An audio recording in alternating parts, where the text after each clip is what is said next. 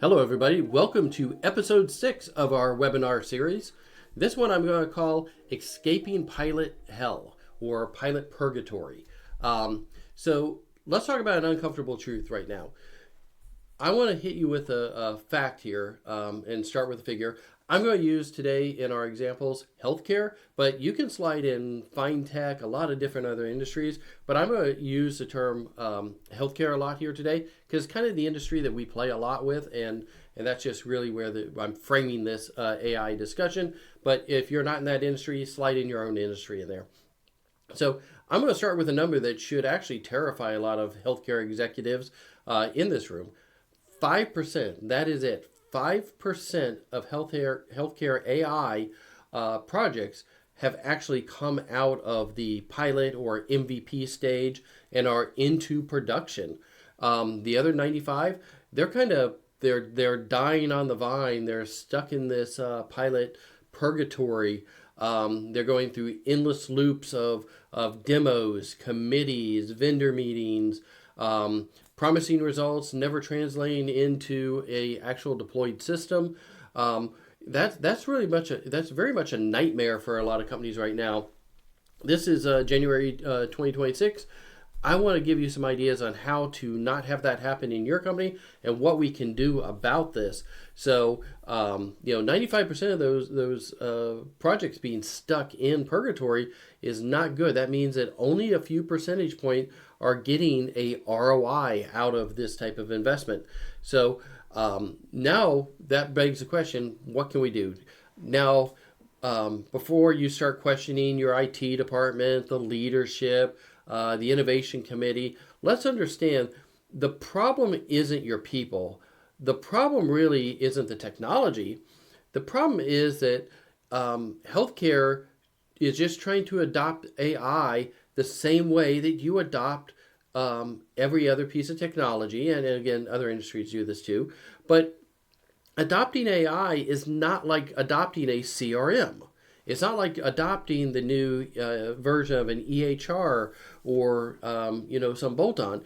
You can't look at AI technology the same way. It's kind of like, think of the fact that the internet is underlying technology that powers the websites, it powers SaaS systems. That is kind of what AI is. So it is that underlying system. ChatGPT, fantastic tool. Claude is brilliant. But in healthcare, it's like bringing a sports car to a construction site. It is not necessarily, it's going to be impressive, but it's not the best tool for that job. So that is where what we need to do is show, what I will show you is where it is a little bit different and how you can make sure that your company is not one that is caught in this complex paradox. So I hear consistently, in the last couple of weeks, even over the holiday season, I talked with a number of healthcare executives that I'm in contact with and good friends. Healthcare is too regulated for AI. HIPAA makes innovation impossible. That I heard that out of 3 different mouths. Compliance is killing us. I want to flip that narrative for your industry. And again, FinTech has the same type of complaints. Compliance isn't the enemy. Compliance is the reason for healthcare AI. Let me say that again. Compliance shouldn't be the roadblock. It should be the reason. Done right, it will be worth 10x what a generic AI delivers to other industries. So here's what nobody is really telling you is that take and make compliance an advantage in your framework. Here's why. Let's look at consistent quality. So doctors can't work without tools. They need to be able to work with tools that don't hallucinate. AI, we're all scared of the hallucination, period. You can't have any of that. 98% accuracy is not the benchmark for healthcare, where it is in other industries. It's 100%. So it has to be 100%, which means that what you need to look at is how to put in limited scope and put the guardrails around it. Controlled outputs. So when an AI agent suggests a treatment plan, it cannot be probable guesswork. It has to be audible, explainable, and defensible.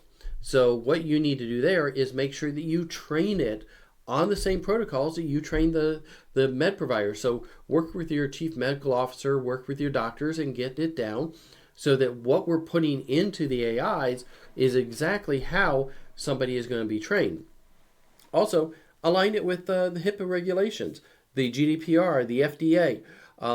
These are not big obstacles. It's where AI can shine because it's really hard for everybody to keep on track all of these, but you have to do it the right way. That's where you can take your AI and ingest that data and put that as a high priority that you must do these things. If you program the AI right, it's going to want to have and output your audit trails. Every decision needs to go to an audit trail, and what you want to do is not have this optional, not have the AI go on its own and tell you why it did it. You want to have, like when you go into some of the AIs and you see it having the references, same thing. Have it reference in your documentation why it came up with that decision. So put to your audit trails the same type of information that you would do if you're trying to train somebody and ask them why they did something. So audit trails are not a nice to have, it's really a requirement. And it's something that I've seen some off-the-shelf products not have out of the gate. So be careful with this and make sure that you're picking a product, if you're going with an off-the-shelf solution, let's create for the HIPAA space. Basically, if you're looking at a patient's data, you need to log, just like you were a human. I want you to log that the AI looked at these HIPAA records. They looked in the EHR files, and it looked at this, and that's why it came to this decision. That was just part of the process. IT is going to love that because it makes debugging so much easier. Think about what this means strategically for your organizations. Every generic AI tool that floods the market can't touch you if you do this. It's going to put your organization above your competitors because remember, there's a high chance that they're in that they're in that 95% that are stuck. So every startup that builds AI for everything can't compete in your space. So don't worry about Copilot. You know, we talk a lot about Copilot in previous episodes. It's a great place to get your workforce. But we're talking about how we're more advanced. This is episode 6. We're talking about the advanced tools that are going to help you get ROI from your investments into AI. So if you're taking and building a very bespoke, complex tool that is giving you that competitive advantage in your space, that's what your board of directors want to see. So that's specialized development, sure. The compliance requirements need to be part of those specifications and need to be part of the fabric of the application, not just bolting on and saying we're going to put that afterwards. You need to build the fortress of data and the elements that you're going to service with it. And that's why you need to then take, after you build that robust foundation, then you plug the AI in there. One of the misconceptions I see and hear, healthcare has too much technology burden, and some of that's technology debt. That's the term we use when you haven't done the upgrades and you have this baggage hanging out there. The reality is that healthcare has plenty of technology. It doesn't look like AI, it is sexy in the media, but that's the point. When you go to the hospital as a patient, you're trying to get the best possible experience. You shouldn't be thinking about compliance. Your provider shouldn't be thinking about compliance. That should be something that is just ingrained and happens. That's their job. Your job is to advocate for yourself, get the best care. Our job is to make that compliance automatic on the backside and invisible, meaning that's why you have these triggers and that's why you have these elements that happen without having to overthink and overburden. So what we're going to look at here, let's talk about the 30% revolution. So what I want you to think about is today that all the work done in healthcare, 30% of it is paperwork, forms, back-end red tape, not patient care. So 30%, that seems to be the common number. And I would say that that's very consistent across eye care practices, dental practices, mental health practices, urgent care facilities. So many of them today, the paperwork is a big piece of it. 30%, let that sink in for a minute. Nearly a third of every dollar that is being spent on healthcare goes into the labor, the documentation, not the treatment. So, to forms, not to families. That we need to flip that, and that can also, let's be honest, that's going to help EBITDA. If you can solve this type of problem, it's going to make if there happens to be some pay rate cuts, it makes it easier to absorb them. Your nurses spend more time typing than treating. We don't want to have that happen. It causes physician burnout. Documentation of the visit is one of those things that has to be done. But we are seeing that some places, I know Duke is experimenting where a lot of the doctors are running transcription services on their phone that is going into Epic to be able to take those notes and put them in. But now you need to have something summarize those notes up. And what you're trying to do is make it so that the documentation gets better and doesn't cut into the appointment. The problem you run into is the appointment is going to be the appointment time. But what could have a shortcut is if the appointments are booked too close to each other, its documentation is going to suffer. So the provider may not have the accurate amount of time to be able to conduct the documentation. This causes your administration staff to drown in prior authorizations with patient wait. It's not a technology problem. It's a tragedy, and it's completely solvable. So that's where we can use technology. Imagine what can be done with smart AI agents. I'm not talking chatbots, not a search tool, but a true agent that handles the documentation automatically. I did this with another client where the phone reps, when they are on the phone, we are transcribing in real time the phone call. We're running a CSAT score. We are logging that information right into Salesforce. They don't do wrap up anymore. That particular client had 8 minutes of wrap up time. They really wanted 5 in the call center. The phone reps wanted 8. We went with 0. They don't have to wrap up anymore. AI has been doing it now for 2 years and is able to do it. And it's just doing the facts. It's not hallucinating. It doesn't forget. So this is the type thing that you want to build. So the big thing you want to do when working on this AI agent, it has to have consistent shared memory. It has to have where it's got the guardrails not to hallucinate. It doesn't forget. It remembers the context across the different interactions that are going on, the different patients, the different documentation requirements. So you need to have a step where you don't just trust the document, you need to have it check and make sure that it got documented right. And that's the type of controls. An agency with tight scope regulatory understanding is very much able to do these type of system designs with tech people like what we do and give advantage to organizations.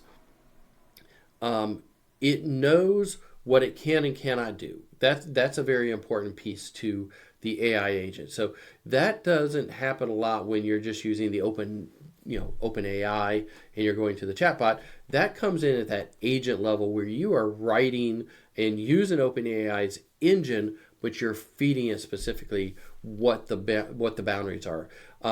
It operates within the guardrails. It knows that it's designed for healthcare and it's not retrofitted from customer or consumer tools. the agent that orchestrates transparently and is governable is going to give you that advantage that is needed in your space to be able to compete against your competitors, against with what your industry has happened. Somebody out there is doing this in your space, so it's not a bad time for you to also do this and to be on that same level to compete competitively. You can see what is going in your organization, what is going on, what people are doing today, what they're not doing. What you can do is audit that, and then we can come in and look at where those barrier points are and deploy, and cut down on that 30% of non patient care, that documentation. The advantage and the ROI on this is very simple. It will impact the outcomes, it will impact the cost, and it will impact clinical satisfaction, and should be transformative. So, I mean, the 30% reallocation opportunity here is 30% going to paperwork. Let's just say that you take 15% of that cost, put into technology. Well, now you've got 15% ROI that is, reduction in labor time to be able to give you those higher outcomes and reduce the clinician burnout. So, what does healthcare AI actually require? From this standpoint, so what does compliant-ready healthcare AI actually look like? Let me break down a couple of the non-negotiables. That's something I saw in some of the common vernacular these days, which are the things that you must have in the technology. These aren't nice to haves, again, non-negotiables. These are they must have. These are the requirements that the 5% that are deployed were able to put in place, not the 95% that are stuck in pilot purgatory. So my mind today, and even when we're doing AI for code generation, this is the top of the list. Here in January 2026, this list has been kind of reordered. So I'm going to put number one is going to be consistent shared memory. AI must remember what has happened across the interactions. What you don't want it to do is if you've used ChatGPT or Claude or any of the off-the-shelf chatbots on a big project where you've been going at for days and days across the same session, well, what happened back here, it doesn't always remember. For us doing development, it for some reason forgets that it's supposed to use a particular internal dev IP address. It's supposed to encapsulate something in a certain way. That's the type of stuff that falls out if you don't have shared consistent memory. The reason why you want that is in healthcare, the patient's history matters. Also, the agent we need to make sure it's retrieving accurate, correct every time. So it needs to have the set of parameters. It needs to expect those parameters. It needs to receive it. And what we need to have is that real memory to give us that continuity. The next thing that's a non-negotiable is going to be deterministic outputs. The reason is you can have generative AI at its core. When we hear about it lying or about it coming up with things that are hallucinations, that is because we haven't told our AI to be math-based. It has to be factual. It's being it's creating problems because it doesn't know that it needs to be in that type of mode. So it's going to generate what it hopes will work. We need healthcare to have deterministic outputs, which means controlled, reproducible, audible. You know exactly what AI will produce, from what outputs will come from these inputs. And that's where putting good test cases together and making sure that when a revision happens, or even when an AI is reset, that you are running those tests to be able to validate that the AI is giving you the right type of output and information. So That's a very important piece in what you're going to build there. Number three of the non-negotiables is going to be the tightly scoped regulatory understanding. So the AI must know the boundaries. It must know what type of environment it's working in. It can't take what is being done in an urgent care environment and use the protocols from clinical trials. It needs to know what the rule set is for the environment that it's in. So it needs to know what it can recommend.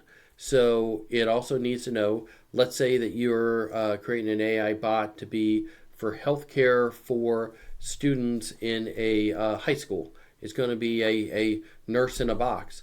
Well, it needs to know the guidelines there, and it can't just say, go take 2 Advil, because in that environment, you might have to have parents' permission. So there, you need to understand what those guardrails are, how they're built in, and that we're putting them in the right location and having that tight regulatory understanding, whether those are FDA regulations or state regulations or government regulations.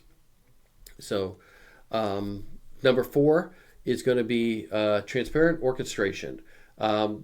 So healthcare leaders must see how AI is operating. So which systems does it have access to? What decisions is it making? And it needs to be able to stop and restart a process mid flow because something has changed where you're waiting on lab results.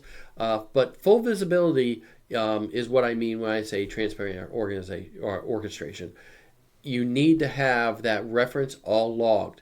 I like putting this type of stuff in blob data and JSON format into the structured data database, as well as having it write out a number of the key factors that are going to go onto the web server that is conducting. So I want to have 2 different locations there that can be correlated and bring the logging together to know exactly what happened. The one in the web server is going to also give if any exceptions or any timeouts or anything come back from the API.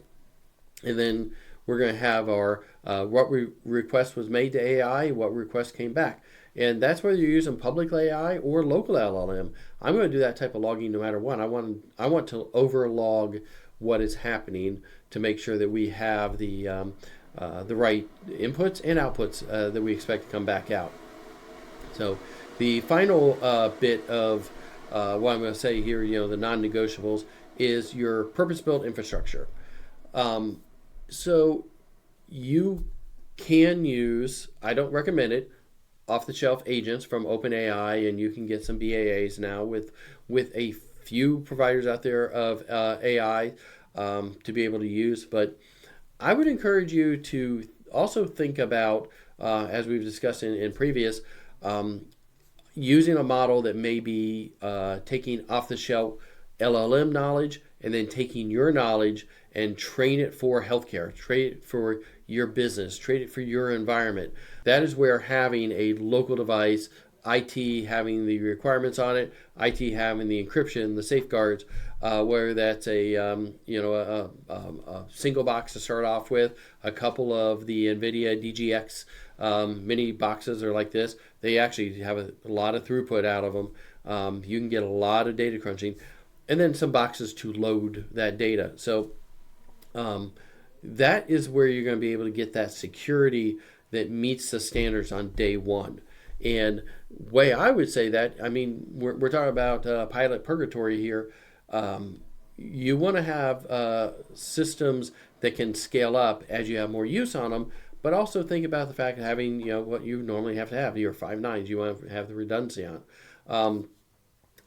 But the thing I caution on, the brutal truth today, most AI vendors serving healthcare fail on at least 3 of these 5 requirements. And that's leading to it.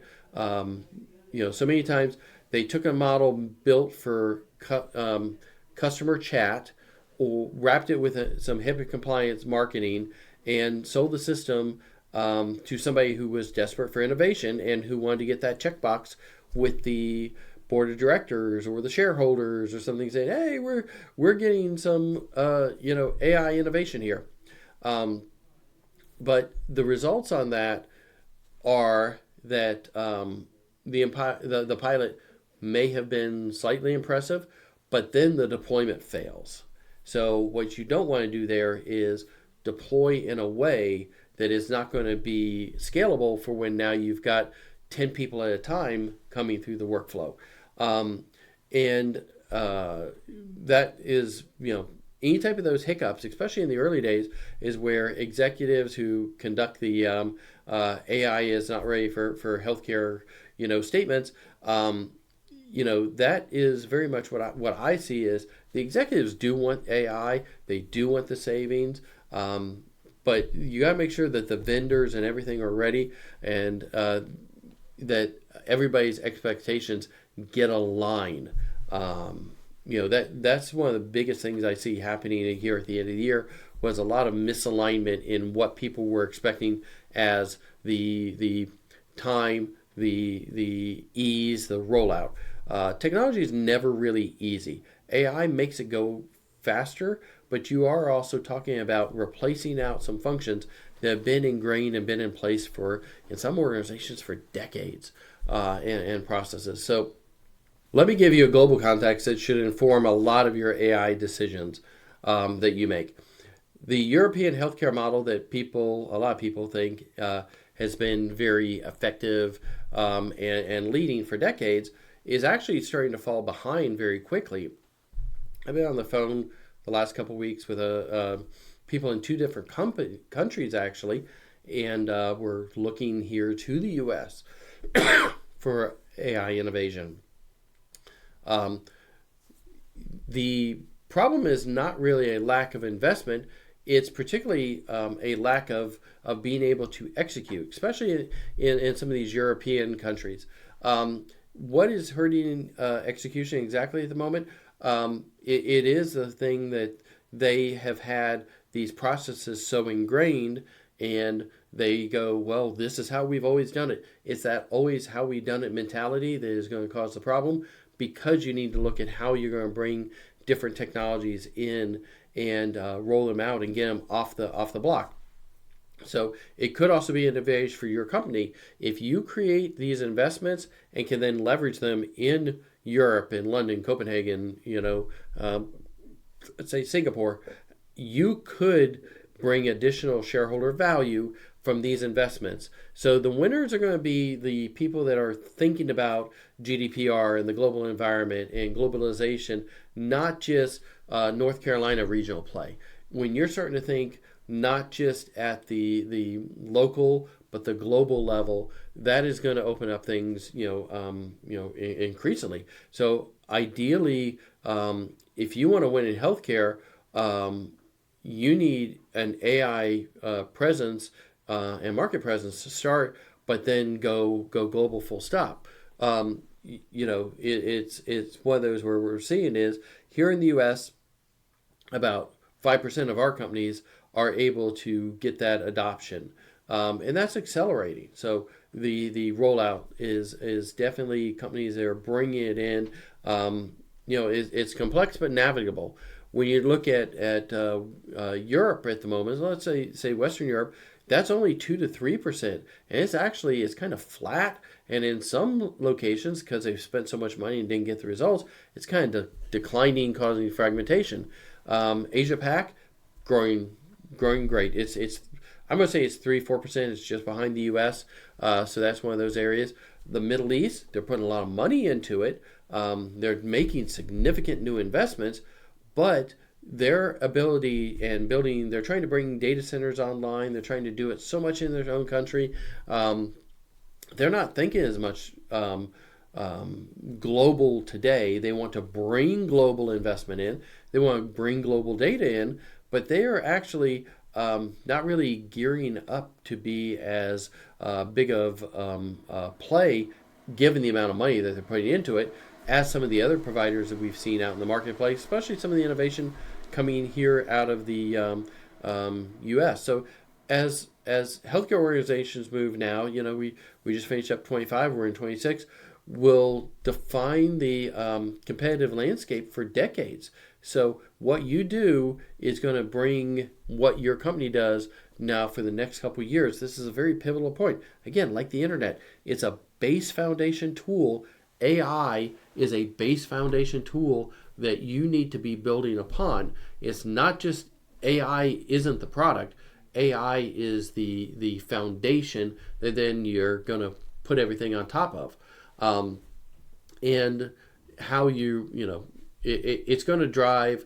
Today, I look at the materials that are put out. Love Bamboo HR and a couple of those. The training materials to help onboard new employees. I haven't seen any that really talk about AI. There is one or two that have this AI add-on, but they're trying to train employees as it was 5 years ago, not the same as what it's going to be in 2026.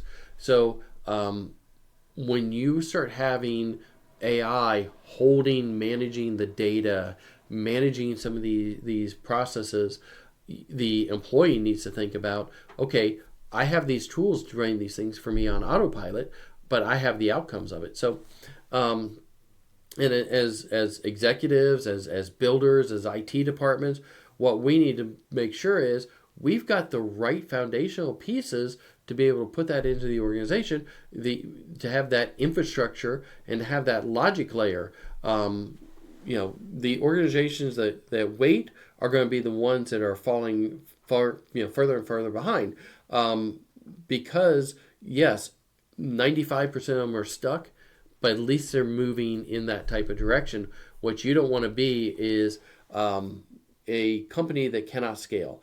Healthcare AI hasn't started to scale yet, really, across many organizations. With the low adoption rate, that's not unexpected. But other industries have started to really scale. With the majority stuck in this pilot mode, it's actually only mid innings. So we're not late in the game yet. It's still early innings. So that is bad, but it's not catastrophic. It just is what it is. So the window to lead is closing fast. 26, 27 are probably the window that you're going to make sure you do that. But what I want to say is that it doesn't mean just cut the budget and kill off all the AI. Companies that say we're going to be anti-AI, they're probably the buggy whip manufacturers when Henry Ford was rolling out Model A's. That is not something you want to be doing. So let's talk about the playbook here to escape purgatory. So let's get practical for a moment here, and let me tell you how we're going to escape purgatory. How to become the 5% that actually deploys. I'm going to give you the framework we use with our portfolio of our companies, our clients, across various different private equity-backed companies, a few of them in healthcare, some of them in fintech, because it addresses the real reasons why the pilots are failing. And I'm going to leave out the excuses. We're just going to go here with the framework to really get into how we're going to make sure that everybody is moving forward. Phase one is going to be audit reality. So map every AI, where the challenge is, what worked, what didn't work, why are the developers banging their head. Identify which ones have had clear development criteria around them, and see if the development matched the criteria. Was there a reason why they couldn't develop it to the criteria that was put out? Do a quick audit of the amount of time. Was there something that you can say that, hey, this is valuable, we got to keep grinding on this, but kill off what is not. So killing a pilot over, if you have a pilot that's been running for 12 months, that's candidate to kill off.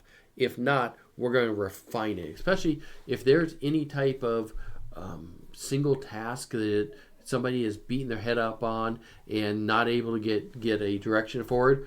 Step back from it and say that is one of those items we need to check off that we're not going to be able to do right now. Come back to it. Maybe you'll have better clarity. Maybe you'll have better technology in 6 to 9 months that allows you to do it. So let's also, phase two of this, we're going to define the wins. So what is that one thing that is the most impactful use case? If you've documented everything up front, that's going to be much easier to do. We're going to define what that win means. You want to have KPIs on it. You want to have the measurable criteria. So let's identify a product champion. I know in our own organization, not having a dedicated PM or product champion on a product development cycle, it doesn't go as fast, it doesn't go as well, nobody feels like they have ownership. So this is kind of a also what do we call the non-negotiables. You need to have a deadline of when this needs to be ready. So when does this particular element need to be ready? When does this be on those quick wins? So define those dates and address why you're going to hit those dates, or if you're going to hit those dates, or if you're not going to hit those dates. So the phase 3 of this is going to be your vendor reality check. Evaluate your vendors against the non-negotiables. So let's take a look back and see, are they hitting the items that we need them to do? Let's make sure that these pilots are working. Ask them what's working for other clients, because more than likely they're working on other people's stuff, and maybe they know and have some technology expertise that worked for another company that they can then take that subject matter expert, that SME, and put them over here on your project and get that project to move forward. So that's a great way to pick up a quick win there sometimes. So phase 4, let's have let's do some limited development on a couple of the items. So let's look at how we can deploy one of the pieces of tech to a single department. So I'm not saying cut the development. I'm talking about what can we do with limited development to get a good win. So I'm going to take that piece of technology, I'm going to deploy it to the first unit, first department. Who can we get using this? We're going to look and see, is it saving that group time? Front desk are great. That's where we typically like to deploy some of this type technologies. It's because it's very front out there and impactful. The bad news is it is dealing with the patient. The patient sees, and you screw something up there, it's not forgiving. So you got to make sure that you're deploying it in such a way that you're going to be helpful, not hurtful. So that that's my phase 4. Phase 5 is going to be it's either going to scale or it's going to get killed. So let's look at the metrics that are happening. Let's take and expand that piece of technology in phase 4 that we put to one department. I'm going to throw it to 3. I'm not going to just double. I'm going to triple, maybe quadruple it. I'm going to see whether it's scaling. I'm going to see if there's a scaling problem.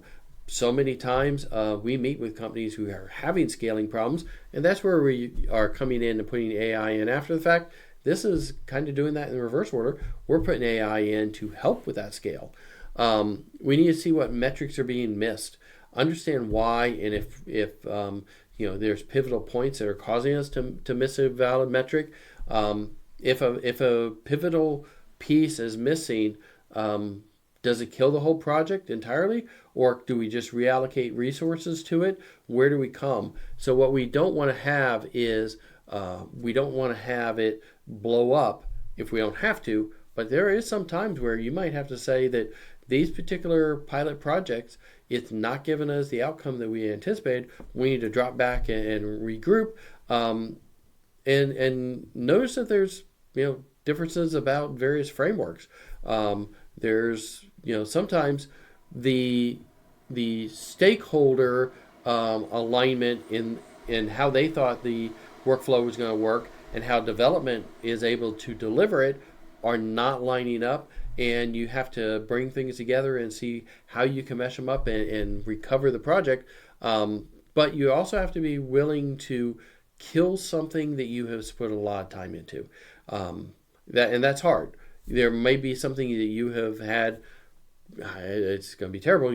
Let's say you had 2,000 man hours that were spent on this particular development project. We all know what that cost is. That's $250,000 worth of development right there. that you now need to cut off. But that's better to recoup and regroup on that than to keep going forward with it and have it bring down the entire process. So, what, give you a quick, wrap up here on some of what we've been talking about. Um, let's say that this is our healthcare AI priority, stack or checklist or a bullet. How we're going to get that ROI, the highest ROIs, the most proven ROIs. That's what we're trying to look for. So start with that clinical documentation. Work if you're in an industry that has prior authorizations. Look to see if you build something around your prior auth environments. Patient communications. We've done so much with patient communications. Yeah, that's a big one right there. If you can make it easier for somebody to change an appointment, cancel an appointment, backfill that appointment. So a lot of groups, it's very easy. Click the button. I'm not coming to the appointment. I know Epic products, you can do that. What they're not really good about is when that appointment fills up, making sure that there is somebody and technology out there that knows about it, as well as can backfill that appointment. So a lot of times that's a little more passive than it should be. And you've got people that may be waiting to get on a appointment that need to be notified. So you need to have that wait list. The scaling piece of some of this, clinical decision support, evidence-based recommendations and audit trails around why those recommendations happen.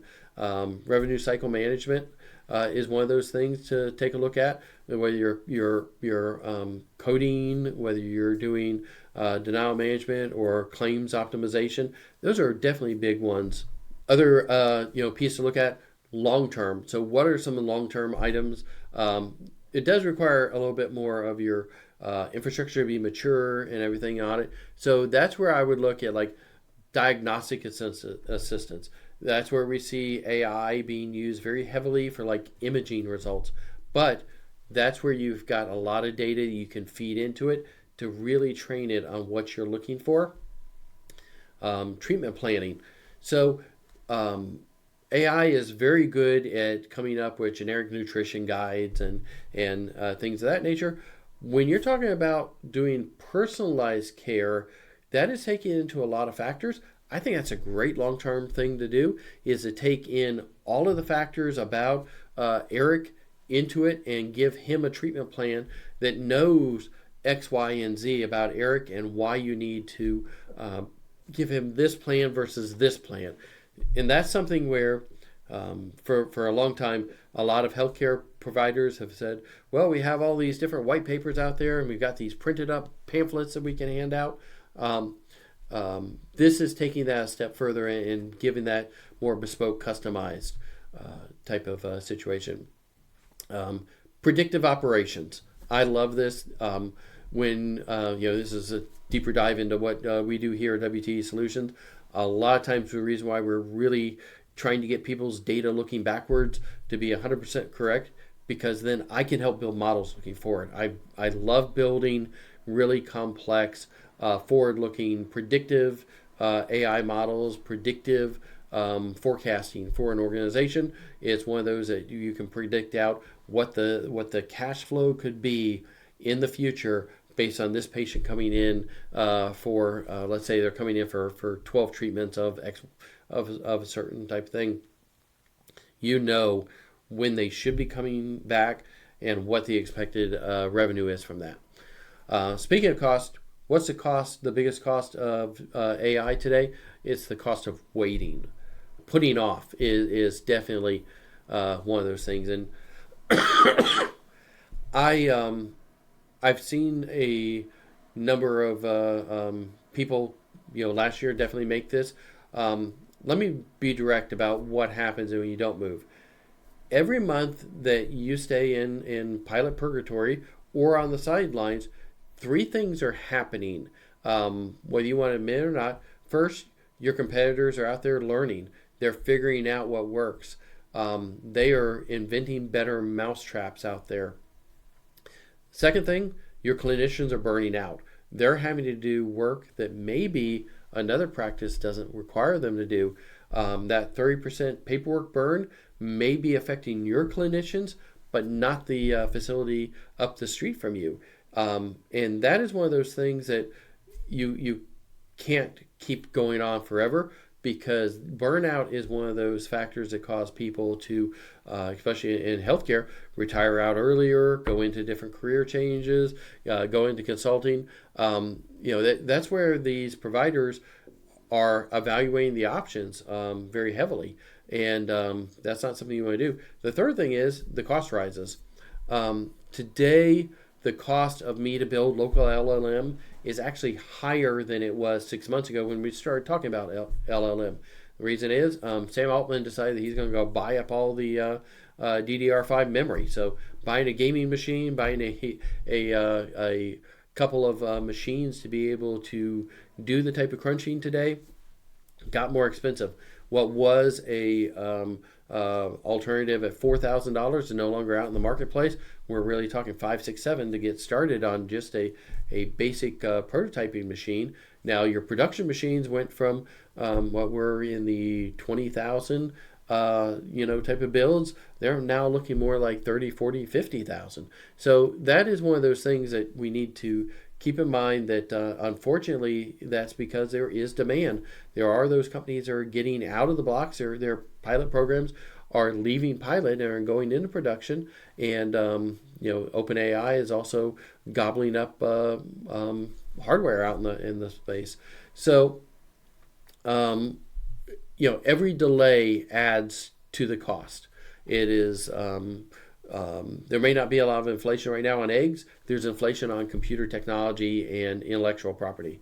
So here's what I would say the most consultants won't tell you. Technology gap is only a part of it. The real cost is in the operational capabilities. So teams that deploy effective AI and learn how to do it and learn how to work with it are way more efficient. They develop the intuition for what works, which means that once we've deployed for this one department, and now we've deployed for 2 or 3 departments, we can deploy technology better across an entire organization. So it takes it from being that buggy whip type of manufacturing company that thinks that everybody should be horse-drawn to an F1 team. And F1 is actually one that's adopting AI technologies hand over fist. That is a space that is bringing on a lot of technology because they get the results from it. It's saving them. But that is institutional knowledge that they are very much gobbling up and bringing in. And that's something your organization should think about too. It's building that muscle memory for doing the implementation, for creating these capabilities, for using the AI tools. And that's something that's hard to purchase. It's hard to create that muscle memory in your staff.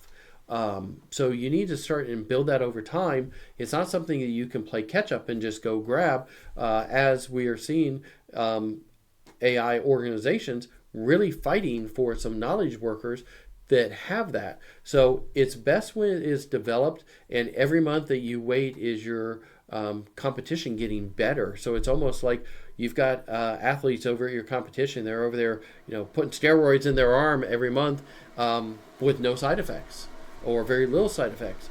So the real question isn't whether healthcare will, whether healthcare AI will transform your organization. The question is whether it will be you, the ones that are transforming it, or will you be the ones disrupted by it. And that's where we see a lot of our private equity partners that we work with out there are looking and going, okay, we want to be investing in this company here that has got the innovation, has got the tools, that's got the single pane of glass, got their data all in a row and can do the innovation. Oh, and we're going to then take that investment, put a couple $1 million in here, and then go buy these other companies at a value because they aren't able. So they're the ones who didn't even do the pilot program. They're going to be gobbled up because what you have over here is they will be able to operate better, hire the talent, not have the burnout. So over here where the laggards are not using the AI technology, it's going to be much easier to win their people over because culture, yeah, free bagels, that's a culture item. Not having to do manual notes, doing the paperwork, not having to drop so much stuff into a scanner at the front desk, have it just automatically float into the EHR. Those are the type of things that are not typically thought as culture items, but are culture items in 2026. Hope you enjoyed this webinar. I'm going to now open up to questions, and feel free to post them in here. I do love the questions that come in, and Isaac is going to pull them together here, and we will fire off and answer them. We'll just take a quick drink, and looks like we have a couple coming in already. Let's see. Yeah, we'll go ahead and put them in, and happy to answer them all for you.